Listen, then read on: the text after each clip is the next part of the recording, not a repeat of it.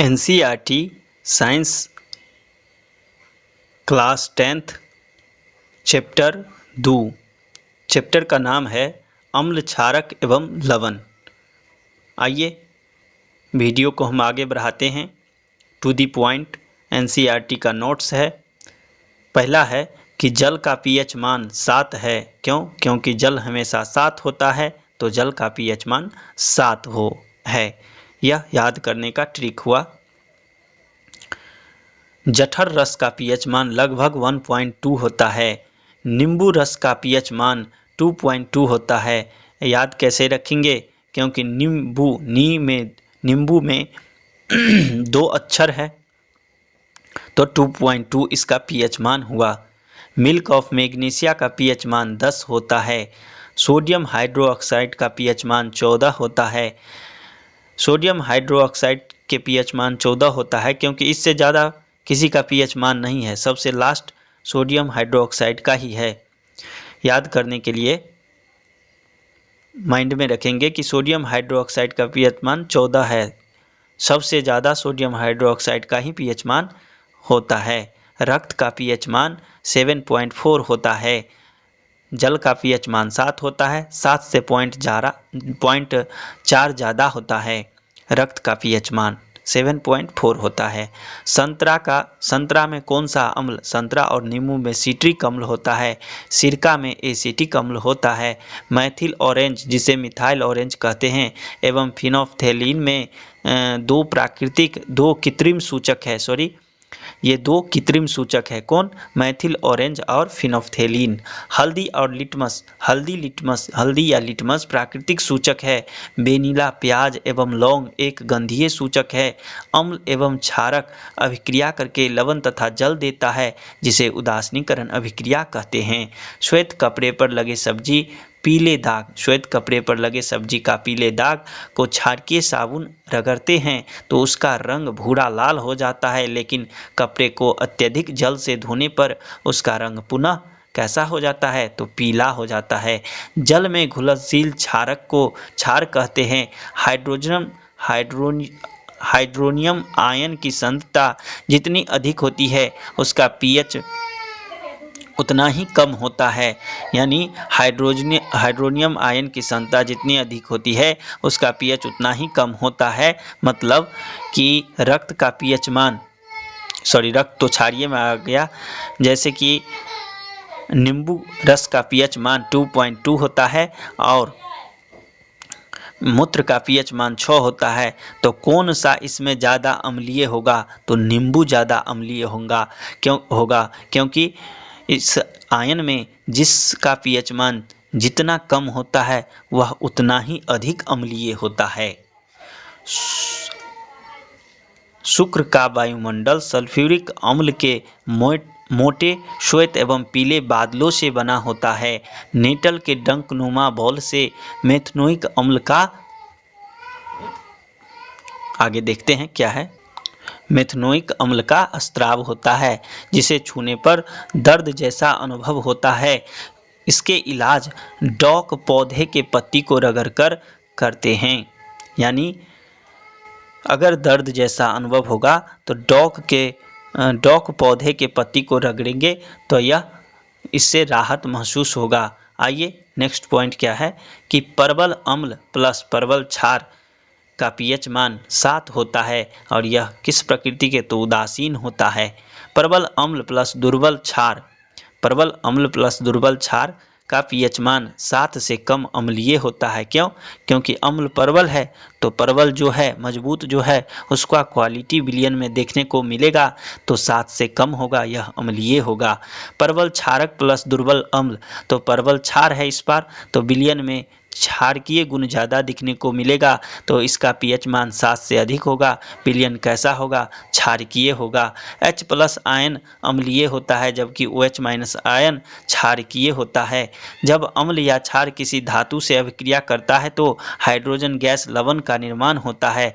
जब कोई अम्ल धातु कार्बोनेट या धातु हाइड्रोजन कार्बोनेट से अभिक्रिया करता है तो संगत लवण CO2 एवं जल देता है, कार्बन डाइऑक्साइड CO2। मतलब लिटमस बैंगनी का रंग रंजक होता रंग का रंजक होता है? लिटमस बैंगनी रंग का रंजक होता है। लिटमस थैलोफाइटा समूह के लाइकेन या एनसीईआरटी में लीचेन उसी को लिखा गया है, पौधों से निकाला जाता है।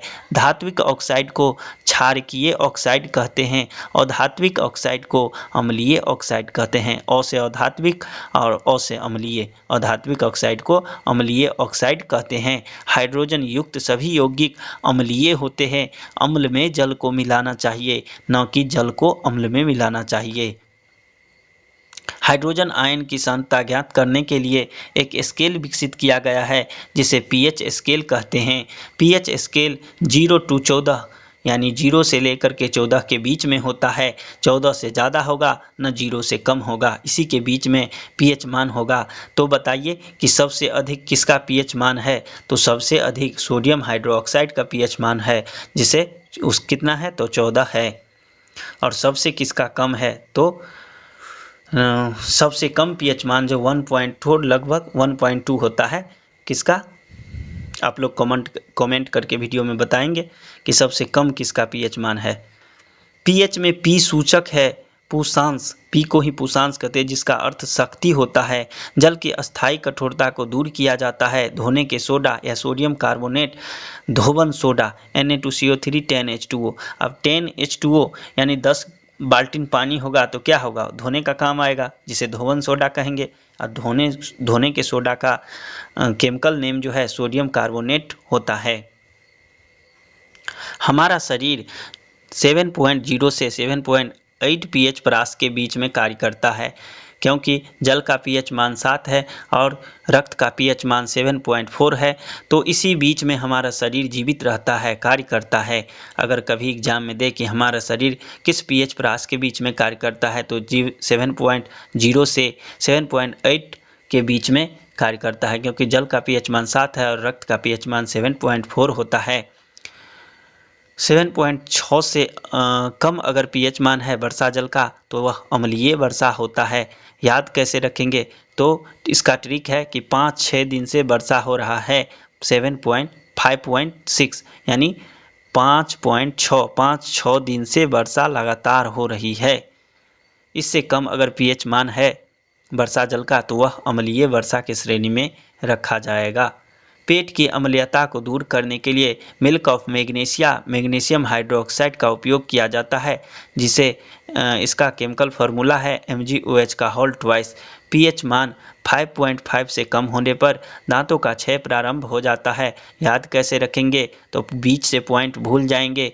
55 हो जाएगा और किसी व्यक्ति का उम्र अगर 55 है तो उसके दांतों का क्षय प्रारंभ होने लगता है, दांत टूटने लगता है।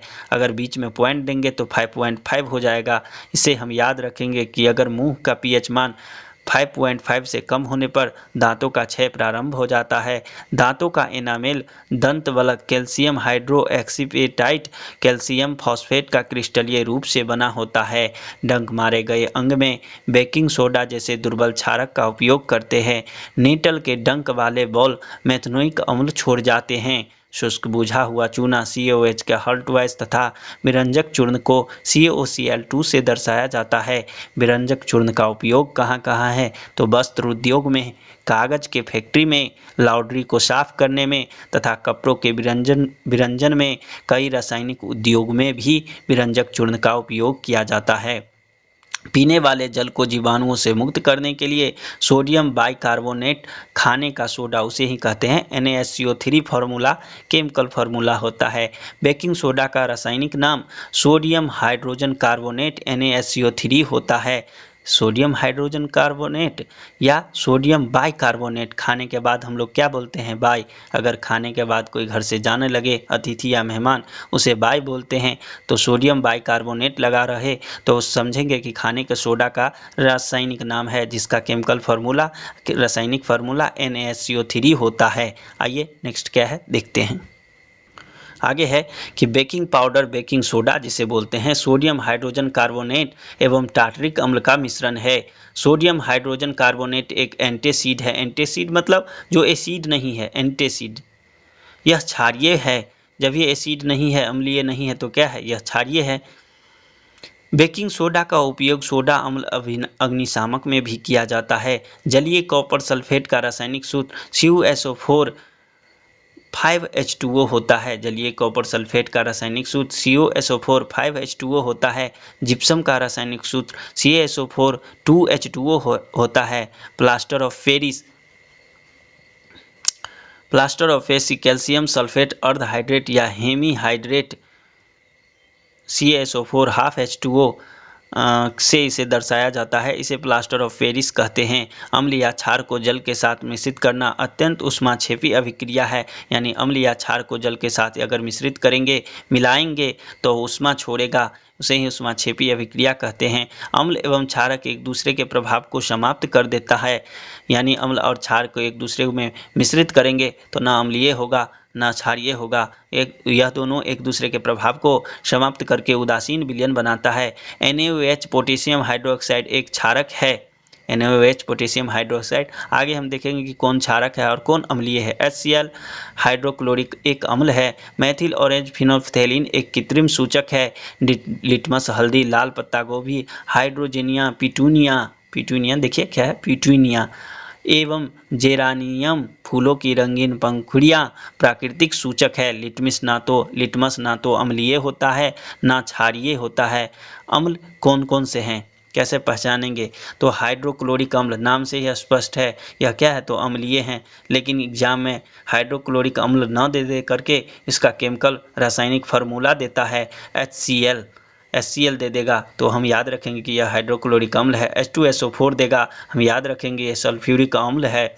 HNO3 देगा, हम याद रखेंगे यह नाइट्रिक अम्ल है। CH3COOH देगा, हम याद रखेंगे यह एसिटिक अम्ल है।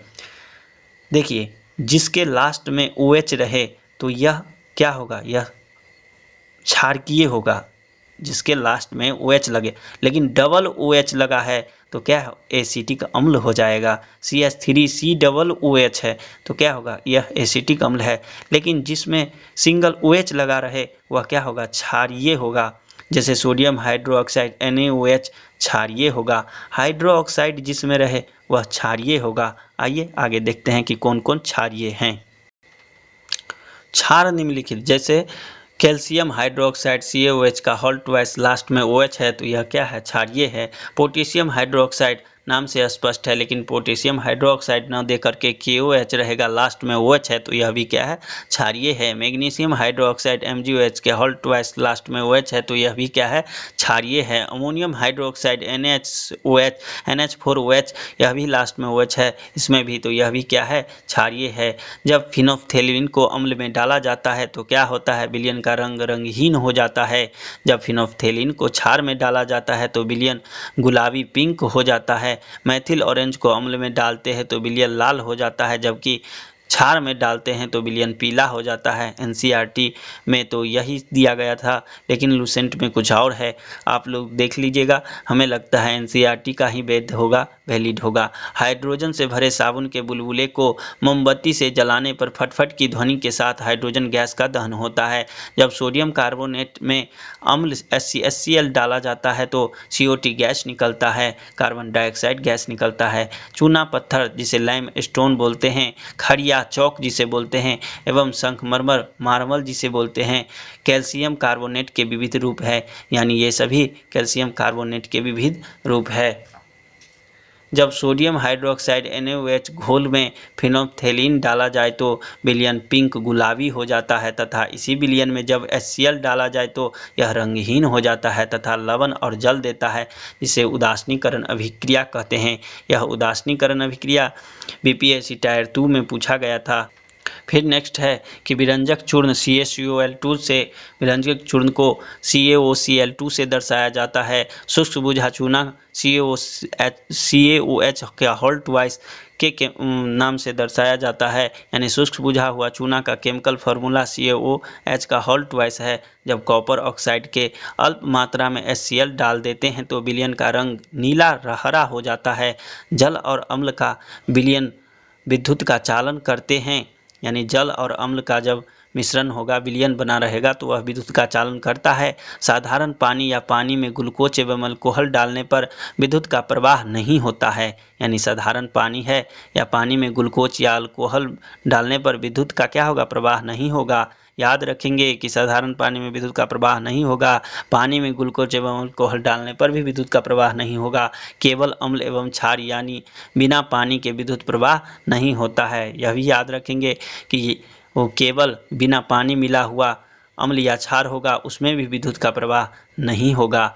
जब सोडियम क्लोराइड के ऊपर H2SO4 से अभिक्रिया होता है तो HCl बनता है। किसी पदार्थ का pH 5 है तथा दूसरे पदार्थ का pH 1 है, इसमें कौन ज़्यादा अम्लीय है? पीछे भी हम चर्चा किए थे, जिसका pH मान कम होगा वह ज़्यादा अम्लीय होगा, तो 1 वाला ज़्यादा अम्लीय होगा। क्षार में इस ऐसी प्रभाव नहीं देखने को मिलता है। क्षार में जिसका pH अधिक है वही ज़्यादा क्षारीय होगा। रक्त और मिल्क ऑफ मैग्नीशिया में मिल्क ऑफ मैग्नीशिया ही ज़्यादा क्षारीय होगा। क्यों? क्योंकि रक्त का pH मान 7.4 होता है, जबकि मिल्क ऑफ मैग्नीशिया का pH मान 10 होता है। तो जिसका ज़्यादा pH मान है वही ज़्यादा क्षारीय होगा। अम्ल में इसका अपोजिट देखने को मिलता है। जहाँ की मिट्टी अम्लीय होता है वहाँ हम क्षारकीय पदार्थ चूना मिलाते हैं। मुंह के सफाई के लिए क्षारीय दंतमंजन का यूज करना चाहिए, न कि अम्लीय करेंगे तो मुंह का क्षय प्रारंभ हो जाएगा। डॉक के पत्ती क्षारीय होता है। क्लोरीन गैस एनोड तथा हाइड्रोजन गैस कैथोड पर मुक्त होता है। सोडियम हाइड्रोक्साइड NaOH का निर्माण कैथोड पर होता है। क्लोरीन की क्रिया से विरंजक चूर्ण का निर्माण होता है। विरंजक चूर्ण के निर्माण में क्लोरीन गैस का उपयोग किया जाता है। जलीय सोडियम क्लोराइड लवण जल के विद्युत अपघटन से क्लोरीन का निर्माण होता है। आइए आगे क्या है देखते हैं। आगे है कि बेकिंग सोडा, खाने वाले सोडा जो है उसी को बेकिंग सोडा बोलते हैं, का उपयोग कहाँ कहाँ है? तो स्वादिष्ट खस्ता, पकौड़ा आदि बनाने में, खाना को शीघ्रता से पकाने के लिए बेकिंग सोडा का उपयोग किया जाता है। बेकिंग सोडा को बनाने में किस मूल पदार्थ का उपयोग करते हैं? तो सोडियम क्लोराइड का उपयोग करते हैं। सोडा अम्ल अग्निशामक में किसका उपयोग किया जाता है? तो बेकिंग सोडा का उपयोग किया जाता है। धोने के सोडा का उपयोग कांच, साबुन एवं कागज उद्योगों में किया जाता है।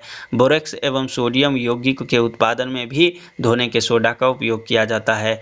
लवण के एक सूत्र इकाई में जल के निश्चित अणुओं की संख्या को क्रिस्टलन का जल कहते हैं। जलीय कॉपर सल्फेट CuSO4 5H2O यानी जलीय कॉपर सल्फेट का फार्मूला CuSO4 5H2O होता है। NCERT के सेम टू सेम पॉइंट हम नोट किए हैं। ऐसा नहीं कि NCERT में कुछ और है और यहाँ नोट कुछ और कर लिए हैं। कहीं बाहर से हमने नोट्स ही नहीं किया है, सेम टू सेम NCERT से नोट्स किया है। क्योंकि क्या होता है कि दूसरे बुक में कुछ अल्टर भी दे दिया जाता है, जबकि NCERT ऐसा नहीं करता है। Plaster of Paris CuSO4 half H2O होता है। प्लास्टर ऑफ पेरिस का chemical formula CaSO4 half H2O होता है।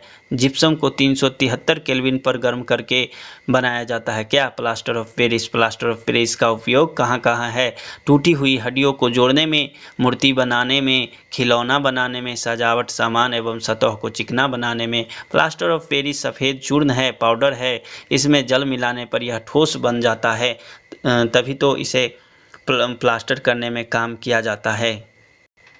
विरंजक चूर्ण का उपयोग कहाँ किया जाता है? वस्त्र उद्योग में, सूती एवं लेनिन के विरंजन में, कागज की फैक्ट्री एवं कई रासायनिक उद्योगों में एक अपचायक के रूप में विरंजक चूर्ण का उपयोग किया जाता है। लकड़ी के मज्जा एवं लॉन्ड्री को साफ कपड़ों के विरंजन के लिए विरंजक चूर्ण का उपयोग किया जाता है। पीने वाले जल को जीवाणुओं से मुक्त करने के लिए विरंजक चूर्ण का उपयोग किया जाता है। कभी कभार आइसोटोप, आइसोटोन, आइसोबार पूछ लिया जाता है। आइए देखते हैं। आइसोटोप को हिंदी में समस्थानिक कहते हैं। नाम से ही स्पष्ट है, जब आइसोटोप को हिंदी में समस्थानिक याद रहेगा तो हम इसके नाम से ही कह देंगे कि जिसके परमाणु संख्या समान, समस्थानिक तो परमाणु संख्या समान एवं द्रव्यमान संख्या अलग अलग हो, समस्थानिक कहा जाता है।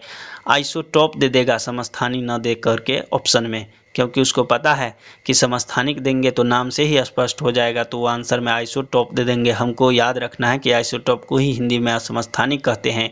आइसोबार देगा, हिंदी में हम समभारिक याद रखेंगे।